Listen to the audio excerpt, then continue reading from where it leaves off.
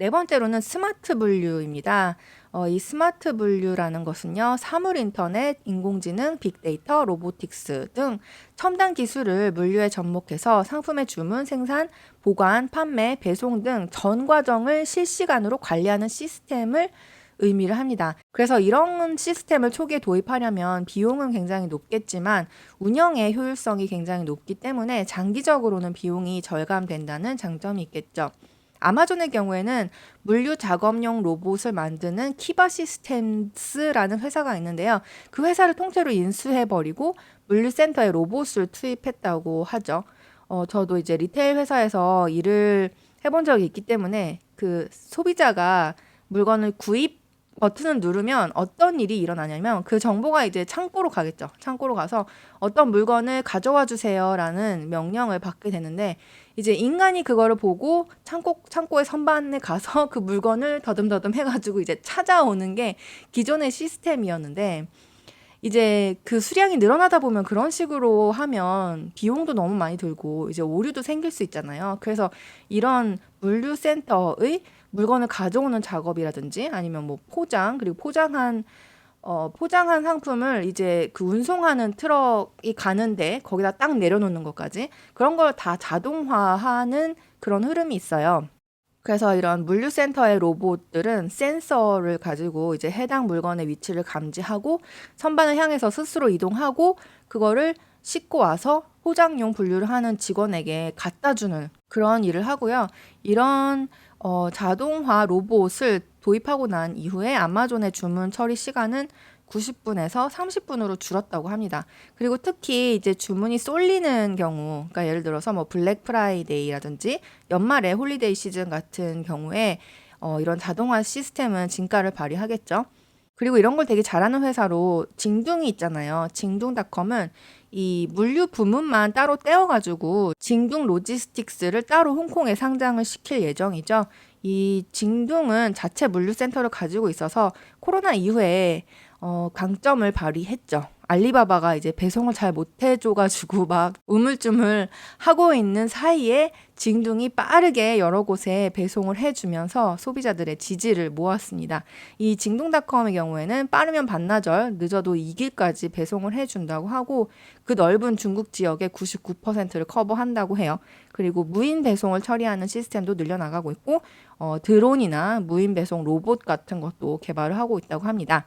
이 배송 로봇 시장은 2030년까지 19조 원 이상으로 크게 성장할 전망이라고 하네요. 이러한 스마트 물류는 소비자들의 욕구에도 부합이 되겠죠. 소비자들이 제일 많이 원하는 게 뭐냐면 빨리 받아보고 싶은 거잖아요.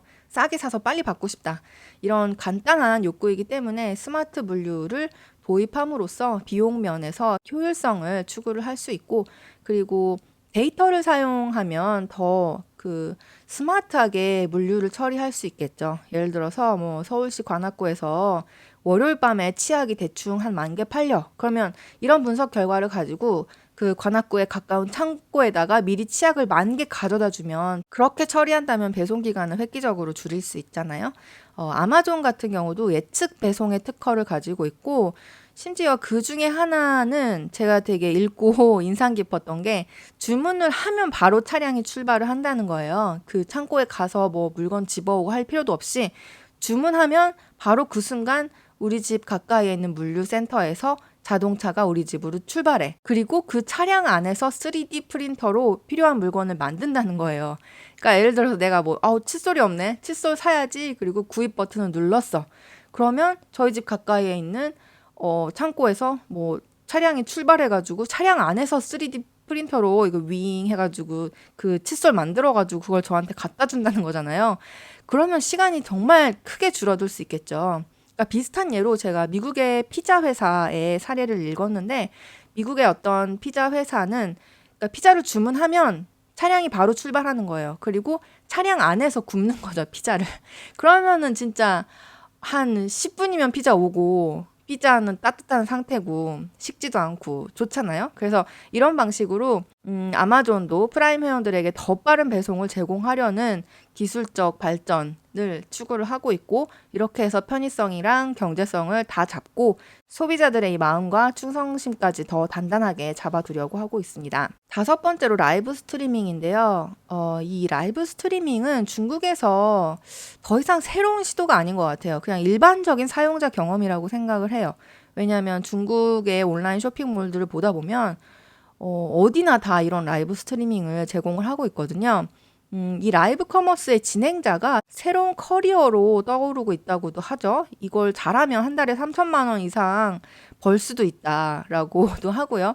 그리고 리자치라든지 웨이야 같은 슈퍼스타 스트리머도 생겨나죠. 이 사람들은 뭐 물건을 팔기만 하면 동시 접속자 수가 뭐 가볍게 수천만이 넘어가기도 하고 판매액도 수천억 단위가 되기도 하고, 리자치 같은 경우는 뭐 몇 초 만에 립스틱을 몇억 개씩 판다고 하죠. 이런 사람들한테 이제 홍보비라든지 라이브 스트리밍으로 물건을 파는 거를 의뢰한다고 하면 그 의뢰 비용도 상상을 초월한다고 합니다. 이 라이브 스트리밍의 장점으로는요, 예를 들어서 옷을 산다고 했을 때, 예를 들어서 제가 옷을 사고 싶어요. 근데 그걸 온라인 스토어에서 가서 사려고 하면 제가 참고할 수 있는 정보가 사진밖에 없잖아요. 사진 몇 장밖에 없고, 그것도 모델 정보를 보니까 모델이 뭐 키 180이야.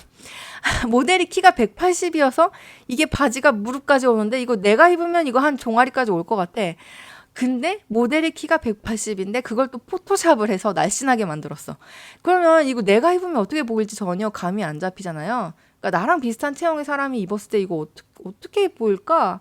이거 딱 안 맞으면 반품해야 되는데, 이런 상황에 놓이게 되는 거잖아요. 근데 라이브 스트리밍에서는 이제 모델들이 나와서 이거 입어주고 한 바퀴 돌아주고 또 가까이에서 소재를 보여주기도 하고, 먹는 거면 먹어보고 바르는 거면 발라보고 다 하기 때문에 소비자들도 상품을 더 잘 이해하고 구입할 수 있습니다. 바로 그 자리에서 질문을 할 수도 있고요. 그래서 소비자 입장에서는 상품에 대해서 더 잘 알고 구입할 수 있어서 좋고, 판매자 입장에서는 이렇게 팔면 더 잘 팔리니까 좋고, 그렇게 라이브 스트리밍은 아주 일반적인 판매 방식으로 자리를 잡고 있어요. 그래서 중국의 라이브 스트리밍 시장은 최근 4년 내에 16배 성장을 해서 시장 규모가 이미 18조 원이라고 합니다. 2022년에는 40조까지 팽창할 것이라고 전망을 하고 있어요. 마지막으로 맞춤화입니다. 젊은 세대, MZ세대가 소비를 하면서 중요시하는 것 중에 하나가 소비를 하면서 얼마나 자신의 아이덴티티를 드러내는가, 얼마나 나의 개성을 드러낼 수 있는 브랜드 그리고 상품을 구매할 수 있는가인데요. 판매자는 이런 그 자신의 아이덴티티를 중요시하는 젊은 세대에 맞춰주기 위해서 데이터 등을 이용해서 각각의 소비자에 맞춘 상품이라든지 경험을 제공하려고 노력을 하고 있어요. 특히 돈을 아주 많이 쓰는 일부의 소비자들, 뭐 VIP, VVIP 이런 사람들에게 더 배타적이고 더 좋은 서비스를 제공하려는 브랜드들의 움직임이 굉장히 눈에 띄고요. 이제 이런 사람들은 1대1 커뮤니케이션을 통해서 퍼스널 스타일링 서비스 같은 거를 제공하는 럭셔리 브랜드들도 많아지고 있죠. 그러니까 뭐 카톡 같은 걸 직접 보내서 고객님 오늘은 뭐 기분이 어떠세요? 오늘은 비가 오는데 저희 매장 오셔서 커피 한 잔 하시고 가세요. 뭐 이렇게까지 한다는 거예요. 알리바바의 명품 판매 플랫폼인 럭셔리 파빌리온에서는요, 온라인 명품 구입 뿐만이 아니고 뭐 다양한 그 맞춤화 서비스를 제공을 하고 있는데요.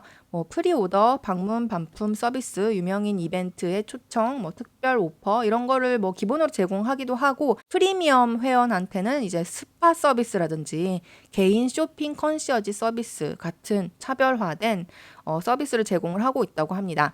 이런 맞춤화의 시도로 눈에 띄는 것 중에 하나는 아마존의 프라임 워드로브라는 서비스인데요.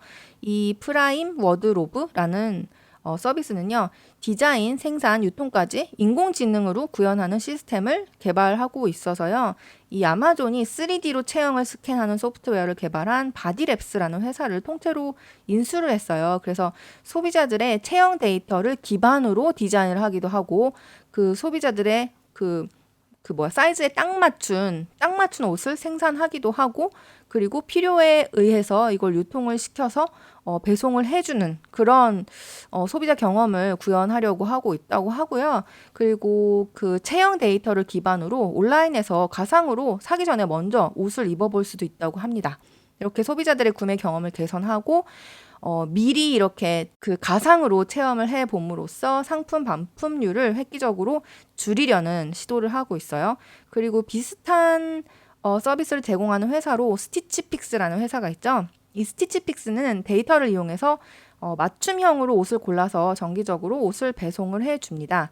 저희가 이제 리테일의 일을 하다 보면 그 소비자를 크게 둘로 나누면 하나는 쇼핑 자체를 즐기는 타입이 있어요. 그러니까 이런 사람들은 뭐 옷을 사고 싶어서 쇼핑몰에 가는 게 아니고 그냥 쇼핑하는 그 체험 자체를 즐기는 거죠. 이런 사람들은 뭐 10페이지에 그 옷이 있으면 그거를 다 봐요. 다 보고 그 중에서 마음에 드는 옷이 있으면 사고 아님 말고 이런 사람들이고 또 두 번째 부류의 사람들은 그 타겟으로 하는 옷의 스타일이 딱 있어요. 그러니까 나는 오늘은 하얀 셔츠를 살 거야. 그리고 이 소매는 딱 여기 팔꿈치까지 오는 그런 칠부로 살 거야. 이거를 머릿속에서 딱 정하고 그거를 사냥하러 오는 그런 타입이거든요. 그러니까 이런 스티치픽스 같은 서비스는 그런 타입의 사람들에게 되게 유용하겠죠. 그런 사람들은 굳이 뭐 온라인을 샅샅이 뒤지면서 나한테 딱 맞는 옷을 내가 직접 찾는 게 되게 시간이 아까울 거 아니에요. 그러니까 데이터를 분석해서 회사가 그걸 미리 알아줘가지고 당신이 좋아하는 스타일 이런 거죠? 저희가 한 달에 몇 착씩 보내드릴게요. 이렇게 자동으로 보내주고 그걸 또 그중에서 입어보고 마음에 드는 건 남기고 나머지는 돌려보내는 그런 식의 서비스를 제공을 받으면 굳이 뭐 옷을 사거나 고르는데 시간이나 노력을 소모할 필요가 없잖아요. 그래서 이 스티치픽스라는 회사는 꾸준히 성장을 해왔고 코로나 이후에도 매출을 크게 늘려서 주가가 되게 좋았었는데 또 최근에 실적이 별로 좋지 않아서 다시 적자를 발표하면서 주가가 많이 또 조정을 받았죠. 네, 이렇게 오늘은요, 총 6가지의 리테일, 온라인 리테일의 트렌드에 대해서 이야기를 해보았습니다. 생각보다 되게 길어졌어요. 간단하게 하려고 했는데 6가지에 대해서 다 자세하게 이야기를 하다 보니까 굉장히 긴 내용이 되었네요.